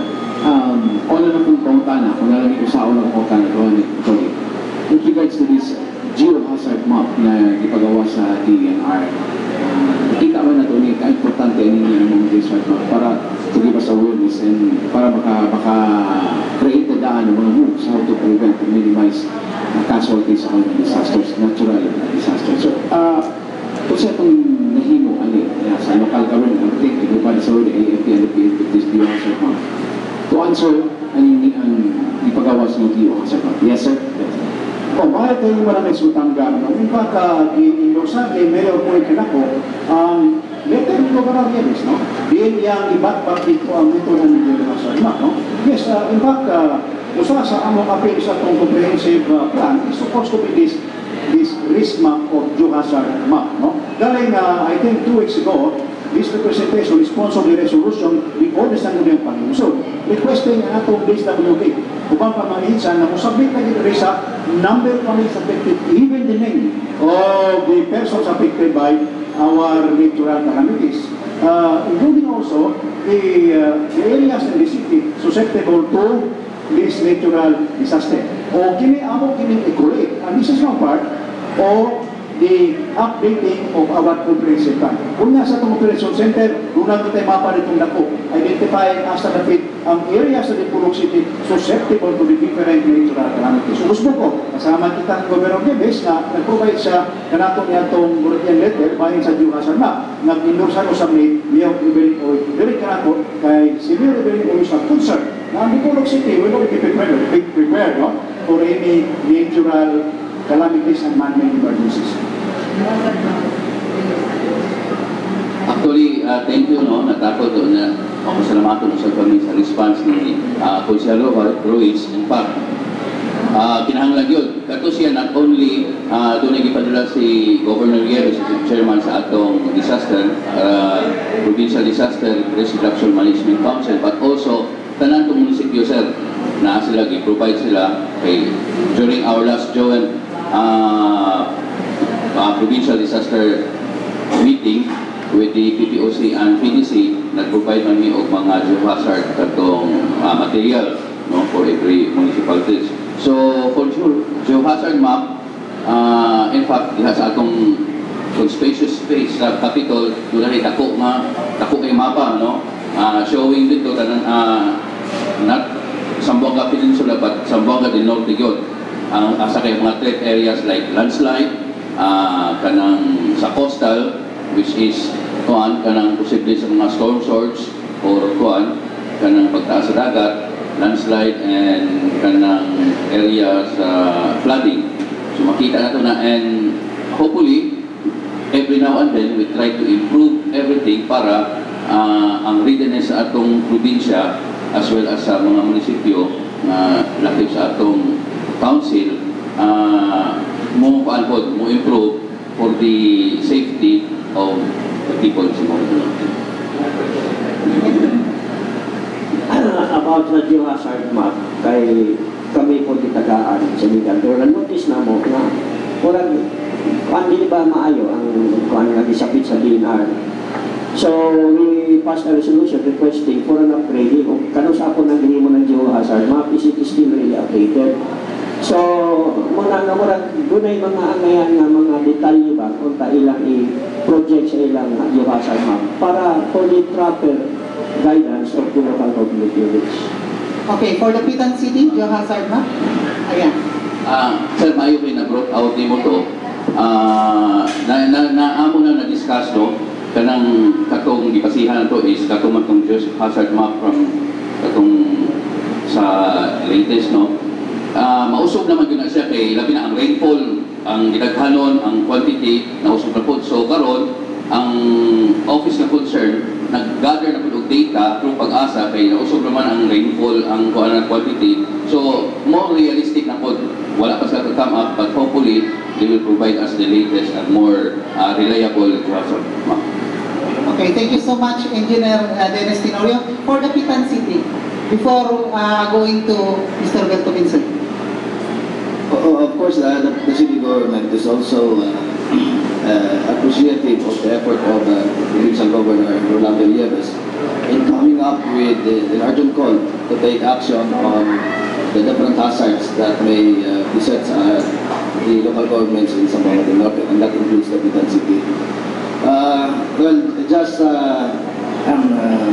last week, a few days ago, I personally went to the office of the action officer of the PDRRMC, the Tenorio, to get from him, to ask from him some soft copy of the geohazard map, which was released by DNR NG Pag-asa and other stakeholders para ma-print out na mo kayo sa tarpaulin, mapadako na mo, and we will provide these maps to all stakeholders. That includes the Special Forces in Tagilon, the PNP, and of course, sa opisina sa local Disaster Risk Reduction and Management Council.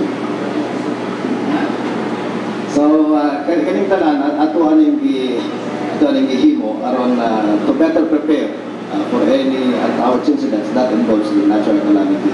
O kini po, among pong gikamutan in the soonest possible time to cascade to the barangays para we understand na ang pinaka-epektibong pag-prevent sa disaster is katong mga tao mapitahan na kayo kung sa matter when the calamity occurs.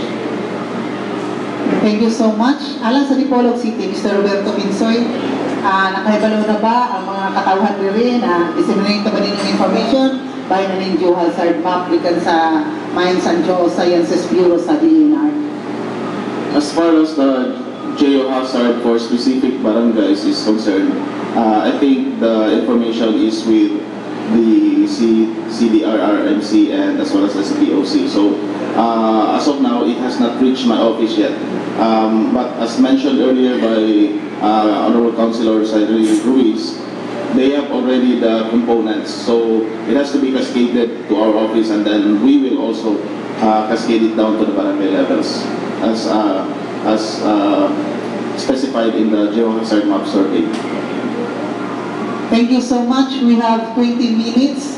I have to wind up sa itong program sa Kapihan sa Dipolog the Original. Wala kita maka-turn over sa itong commercials kaya dagan kita kayo mga bisita, karubutaga, pero atorya ko din silang pabalik ko din sa atong tulumanon nga Kapihan sa Dipolog anytime kay aron mo further enlighten sa itong mga katawan sa mga importante kayo mga hilisgutanan nga dunay kalambigitan ang atong mga katinginan. So we'll start with the parting words from our left side to the Special Forces. Yes, sir. Yes, sir, Sakal. Ang pinasasabihin ko ang maintain barangay ladies network between PNP and Malakay government.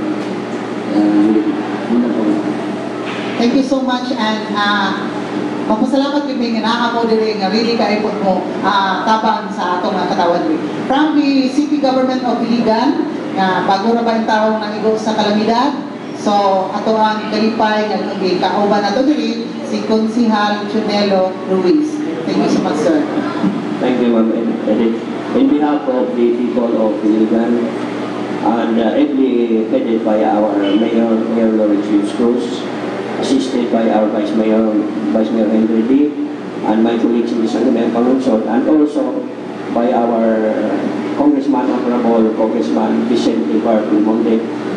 I would like to express our sincerest thanks and gratitude to the people of the city of Dipolog, and Mayor Evelyn Uri, and Vice Mayor Rosemary Ingles, and the councilors, and also the people of my hometown, Cagayan City, people of Pinyan, Katipunan, and other neighboring for really responding promptly to our call for help and assistance. Daghang salamat sa inyong tanan. O by the way, gusto ko lang i-amot sa atong mga sa army, sa police. Grabe yun ang tinimo sa mga police dito nga tabang o army. Kung wala sila amot, we could have recover the bodies. Labi na ang special forces and Navy na naka-recover ang lawas, yung patay buhi as far as Camiguin. Kung may na-recover na buhi dito sa Camiguin. O ngani ang uban sa ila, may usa ka na medyo na ikot sa leptospirosis, nagabutuan ko siya. So sa inyo, sir, police, sa inyong mga kauban dito sa Iligan, nagandang kayo salamat kayo inyong assistance, grabe yun. Wagi mga tulog pagkakot sa mga recruit sa mga. So once again, salamat, more power to the city of Dipolog. God bless. Thank you so much, Konsihal Chunelo Ruiz. Dahil sir, ang mga patay na abot sa dapitan, dinala ni Limarlo Kusiligan Uli, ang patay sa Lungsod sa Sibutan. Yes, yeah. So from the city government of Dipolog, Consider James Jaime Luis. I think I will not be speaking outside of my jurisdiction unless Councilor Gregorio will object. If I accept the gratitude of of the people of Iligan Express through Councilor Ruiz for the assistance which the Port of City rendered to Iligan after the calamity which beset that city and people. And of course, narita kita dito na niyakitinahan sa doon o video daghan po kita isulti, no? Pero isang pa ito o medyo puro tayo kakulangon mo sa oras apan ato na po nga natuki ang mga importante yung utang o dahil salamat de o yung ato ang miyembro sa atong panel sa Kapit sa Dipolog o sa mga tao sa Dipolog City. May God bless us all. Thank you so much. Definitely, this will not be our last time together discussing these issues. Consider, we assure you that. From the City Information Office, Mr. Roberto Minsoy. Thank you, Ma'am Bir. Sa atong katawhan, naanat na karon nagsulot ang crucial kayong history sa ato ang kalibutan. So we are facing climate change, and as per mga warnings sa ato mga scientists, this is not going to get hindi siya musubside. It will get worse. No? In fact, nag-warn sila na kumusaka o 2 to 4 degrees Celsius ang ato ang temperature globally, it will create catastrophic effects globally.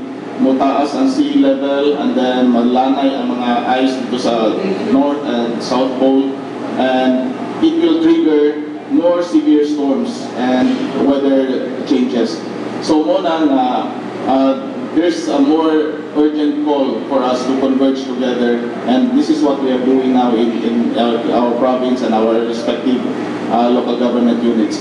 But more so, sama nga walay makapaliko sa bagyo, o na walay puwersa sa kalibutan na makapaliko sa bagyo, and it happened in Dipolog City. And therefore, we all need to call upon the intervention of our Lord in these times of trials, because we have seen it happen, and not just once but many times. No, nga muliko ang bagyo.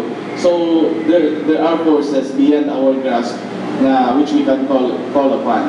So we will do our part in preparation, but foremost we will also not forget the supreme power beyond us, and that is our God. So let's call upon our people to continuously pray for the peace and safety of our communities and city.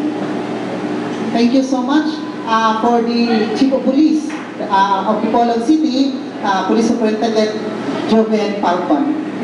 Thank you. In behalf of the Philippine National Police, Dipolog City Police Station, and with the city government, I would like to thank this invitation, and rest assured that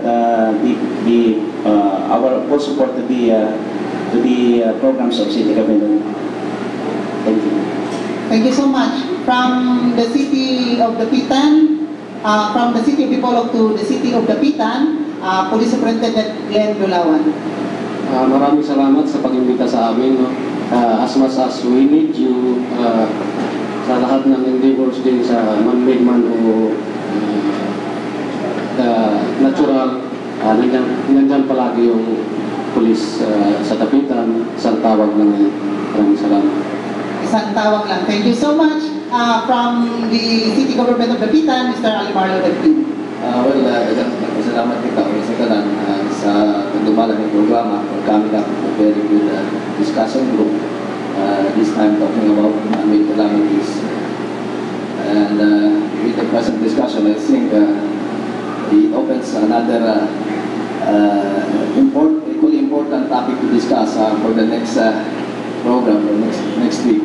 Probably we'll talk about drugs, calamities, ato ang bisita gikan sa Dapitan sa Iligan na diskutabayan sa droga o kana di ko nato ikalimot na hiniusap ng concern sa tanang communities and that includes Dapitan City and Dipolog City.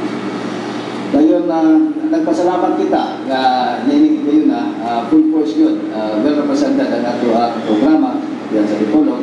Of course, with this showing, we are quite assured that our locality, our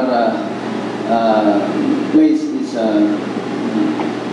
apparently ready to address any announcements that may dayon nagpasalamat kita sa ngalan sa atong halangdong mayor, Mayor Jun Malusos, sa kanunang pag-ayuda sa tanang programa ng Lukan, may kalamitan ng komunidad. And we would like to underscore the good content, the good partnership that we have with our existing task stakeholders like the PNP, the AOP, the Special Forces, and the rest of the NGOs and CSOs giving voluntary service to the city of Cavite.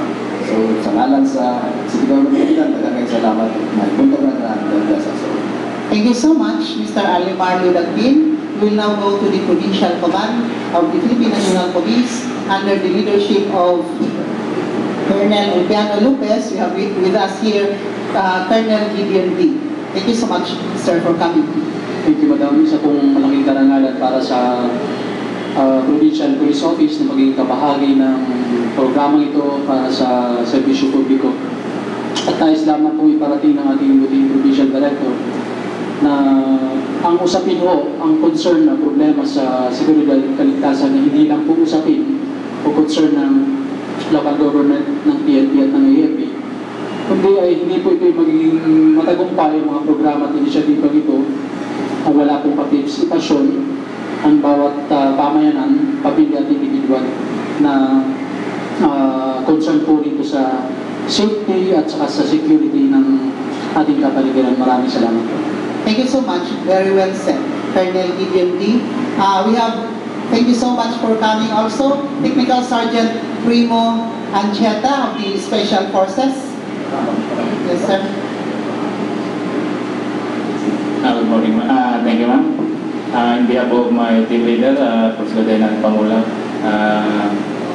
would like to express my gratitude na naimbitahan din kami dito sa Pagbiyan sa Pulo. At naikuan din namin yung aming mission o handa rin kami tumulong sa mamamayan na hindi lang sa Tita, kundi dito sa Bonga de Lope. Thank you. Thank you so much, Technical Sergeant Primo Ancheta of the Special Forces. Also, we would like to thank First Lieutenant Godfrey Pahutag of 10th Infantry Brigade based in Leon Postigo. In behalf of my battalion commander, Lieutenant Patuan, under the 101st Brigade, upod po kami sa kanila, ma'am, under Colonel Villarmino. And rest assured, ma'am, that we are there to support this process, law enforcement efforts, and national and local development efforts of government projects, the environmental protection, and lastly the disaster risk reduction management. And rest assured, ma'am, that we are in our area 24 hours just on call, and we are ready to serve any agencies of the government who are in need of our help, especially even outside our AOR. That's all. Thank you so much, First Lieutenant Godfrey Pahutag of the 10th IB. We'll now go to Engineer Dennis Tenorio, our Action Officer of the PDRRMC and the Peace and Order Council.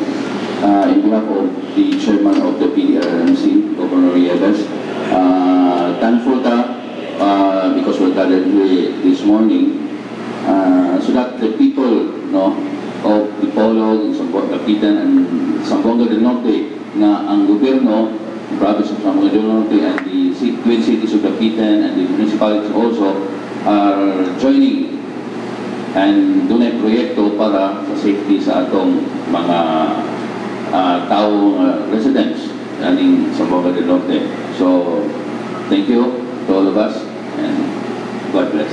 Thank you so much, Dennis. Edgar, doon na kayo gamay ng plug. Okay, salamat na ito itong video din ang Sunburst Fried Chicken nalimutan sa Hotel Camila Dalan dyan lalo na ito nagpayan sa Dipolog official video o ang Lels Lending Investor yung nasa Rose Kinder School na Bible open na sila for enrollment sa summer classes. Wala natin Bible pero kung paano sa kung gusto ko na natin sa atin. Okay. Konsehal Ruben Ligorio. Salamat kayo sa magbisita nga sa itong pagbibitan o usap sa atong magbisita gikan sa Liga Espesyal gikan sa Liga. Salamat kayo na nagbalami sa mga komisyones, yung Liga Direk o Pangero. Kung sa atong nagbisita nga salamat ka sa nungo ng Liga Direk o atong mga listeners na ako ngayon sa mga komisyones na inyong hatag kanila o usap ang naot na salon kung gayon sa mga pagbibitan. Liagay po mo din sa atong kapihan sa Lipulo. Daghang salamat, may buntag adto kang Ma'am Pel Ligorio, naminaw ganina ra, pinangga kapikas ni Konsehal Ruben Ligorio. Ako na limang knowledge. Ato sa may pagbalon niya nga maybe next month nanata bagong venue pero the same building pa, the same hotel, no? Basin mo transfer ta sa hotel lobby taas sa second floor kay murag dako-dako na ang ato ang kuan kanang coverage natay video coverage courtesy of City Information Office of Dapitan City, of course through Mr. Alimar Lodapin and City Mayor Dominador Halosos Jr. And then we have live coverage man kita permanente sa RMN XDR o IFM o live usap kita sa ato website www.rmndipolog.weebly.com. Kawan na to si Mr. Silbert Bunduyano, ato IT expert, si Nonoy Estrella sa atong video coverage sa CIO Dapitan City, si Tax Ilongba sa ato ang RMN XDR Special Events Team, si Danilo dito sa estasyon sa ngalan ni Manager Richard Villaronte, kauban si Edgar Soronda, atong panelist diri, o si Konsehal Ruben Ligorio, si Paul James Hopolan, kini si Edith Pahitito Momingon kaninyo. Happy Sunday, God bless us all. Studio, take it away, Pung Hipachoy.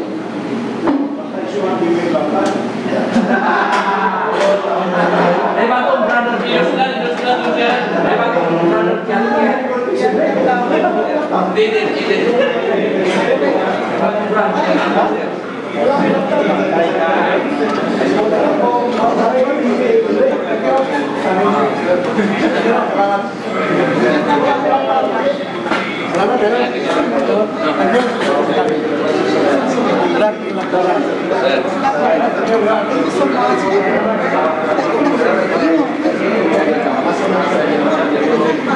Pwede din mo sulat eh. Sama saya pulang ke mana? Saya punya. Special force, tapi I'm sure. Bisa tunjukin saja.